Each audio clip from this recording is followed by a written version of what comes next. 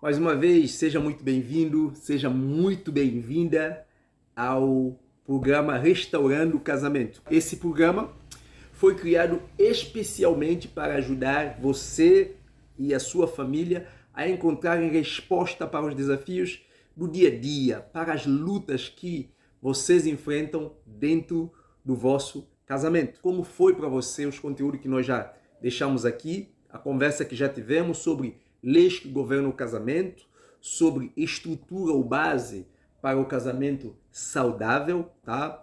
Diz para nós como realmente isso tem ajudado você dentro do seu casamento. Então compartilhe, deixa o seu like, porque isso é muito importante. Quando você deixa o like, o algoritmo do YouTube vai entender que você gostou e, óbvio, ele vai ver, não, se essa pessoa deu like, ela gostou, se ela gostou, esse conteúdo é importante, então vamos fazer com que mais família, com que mais pessoa tenha acesso a esse conteúdo, essa reflexão sobre casamento, sobre família, certo?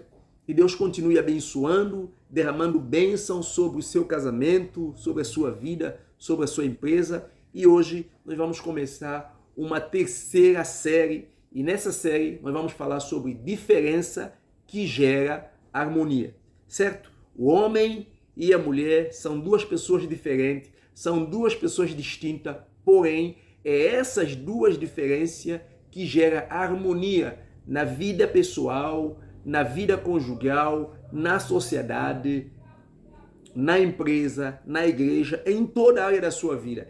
É unidade dessa diferença que vai potencializar muita coisa na vida do indivíduo, na vida de qualquer instituição e assim por diante. Por isso, nessa série, nós vamos entender sobre essa diferença que gera harmonia entre homem e a mulher.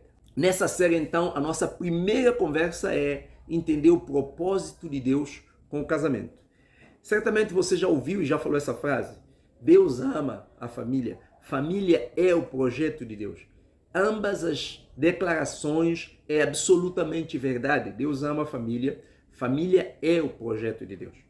Se a família é o projeto de Deus, qual é o projeto que Deus tem para desenvolver através da família no mundo? E é disso que essa conversa vai te ajudar a entender. Por isso, entenda qual é o propósito de Deus com o casamento. Para essa conversa, nós vamos então ler o texto da palavra de Deus em Gênesis, capítulo 1, versículo 26 até o versículo de número 28. Disse Deus: agora vamos fazer os seres humanos que se parecerão conosco. Assim Deus criou os seres humanos parecido com Deus. Ele os criou homem e mulher e os abençoou, dizendo: tenham muitos e muitos filhos, espalhem por toda a terra e a dominem. Tenham poder sobre os peixes do mar, sobre as aves que voam no ar e sobre os animais que rastejam pelo chão. Bem, eu gostaria agora para nós brevemente analisarmos, pensarmos um pouco naquilo que nós lemos aqui, certo? Apenas como uma introdução. A primeira afirmativa que nós encontramos aqui é que Deus fez os seres humanos, isso é, homem e mulher, parecido com Deus. Deus fez homem, Deus fez a mulher parecidos com Deus. Segunda coisa que nós vimos aqui, Deus cria o homem, cria a mulher, Deus une em família, em casamento, e então Deus os abençoou. O homem e a mulher foram criados parecidos com Deus, Deus uniu no casamento e Deus abençoou o casamento. Eu não sei se você já percebeu, a coisa mais abençoada por Deus do que gente, Deus ama gente, o negócio de Deus é gente. Deus ama a família, o negócio de Deus é família. Então, família foi criado para fazer o quê? Para perpetuar a glória de Deus, para continuar o projeto de Deus debaixo do céu. Então, muito bem, assim que Deus cria o homem, Deus cria a mulher, Deus os une em casamento, Deus os abençoa, Deus realmente dá a eles poder para dominar e Deus então coloca diante deles uma missão. Assim que o casal foi criado por Deus, eles recebem uma missão, não duas missões, uma missão. Essa é uma primeira coisa que eu gostaria de chamar a sua atenção dentro do seu casamento. tenta perceber se vocês têm 2 projetos, se vocês têm 2 missões, se vocês têm 2 objetivos, tá? E se você não assistiu a série sobre leis estabelecidas por Deus para o bom funcionamento do casamento, na terceira lei, a lei de 2 por 1, aonde nós entendemos que a primeira missão dada por Deus, assim que o homem entra no casamento, é tornarem 2 em uma só carne. Isso é muito importante. Se você não assistiu, por favor, assista. Bem, Deus dá ao casal uma missão, e essa missão envolvia 3 tarefas. A primeira tarefa é cuidar da criação, a segunda tarefa é proteger a criação, e a terceira tarefa é multiplicar a semelhança na criação. E essas 3 tarefas, elas sempre estarão presentes dentro do casamento. Não importa a época em que o casamento estará existindo. O que é que você entenda é que enquanto durar o mundo, enquanto existir o casamento, os casais que prestarem atenção para esses 3 aspectos, para essas 3 tarefas dentro do casamento, eles vão experimentar de coisas sobrenatural. Cuidar, proteger e multiplicar a semelhança. E parece que são coisas sinônimas, cuidar e proteger, mas não é. Eu conheço muitos pais que são muito carinhosos e têm muito cuidado, até cuidado demais com seus filhos. Tudo que eles puderem dar para os seus filhos, eles esforçam para que os filhos tenham possibilidade de ter, eles fazem tudo um pouco para que os filhos tenham aquilo que de fato é bom para eles. Só que muitos pais não protegem. Dá celular, mas não protege, porque ele não vigia para ver o que o filho anda a assistir. Tem os pais que não protegem, o filho vai para onde quer, volta quando quer, sai com quem quer. Ele cuida, porque ele quer não que o meu filho passeie, o meu filho brinca, mas ele não está tendo aquele cuidado de proteger, vigiar. Então Deus quer que nós tenhamos essa realidade dentro da nossa mente. Então cuidar, proteger e multiplicar, porque logo que Deus coloca o casal dentro do casamento, Deus realmente dá uma missão para eles. Aí que começa então a nossa conversa sobre o nosso assunto, que é entender o propósito de Deus com o casamento. Então o propósito de Deus com o casamento é maximizar todo o potencial, fazer com que todos os potenciais que o homem tem, que a mulher tem, que Deus agora investiu e colocou no casal, sendo semelhante a ele, Deus quer que essa semelhança se manifeste no cuidado, na proteção e na multiplicação da semelhança na criação.